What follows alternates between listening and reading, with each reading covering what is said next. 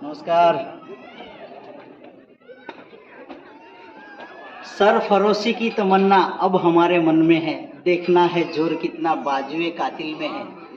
क्यारेक આપણા વીર સેનાનીઓએ આ જ વસ્તુને મનમાં રાખી હશે જ્યારે ફિરંગીઓનું અહીં રાજ હતું અને આ ગોવાની જેલ છે, સેન્ટ્રલ જેલ, હજારો હિન્દુસ્તાની કેદીઓને ભૂગર્ભ જેલમાં રાખવામાં આવેલા। આ એક પ્રવેશ દ્વાર છે, અહીંયાથી જવાય છે, પણ પછી એટલી અંધારી કોટડી છે કે ત્યાં સૂરજનું કિરણ પણ નથી જતું, ફક્ત હવાની આપલે થાય છે। સેનાનીઓને એ પણ ખબર નથી રહેતું કે આજે દિવસ છે કે રાત છે। આઝાદી કંઈ આમને આમ નથી મળી, આપણા વીર સેનાનીઓએ પોતાના જીવોનું બલિદાન આપ્યું છે। હજી આગળ જોઈએ।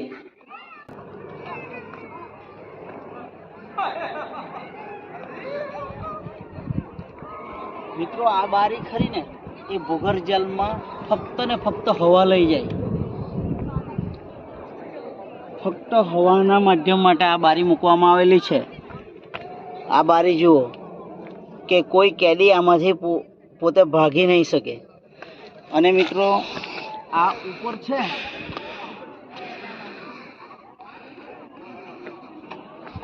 આ બારી ઉપર ફક્ત દિવસમાં એક વખત સૂરજના કિરણો નીચે જાય ને એના માટે રાખવામાં આવેલી છે।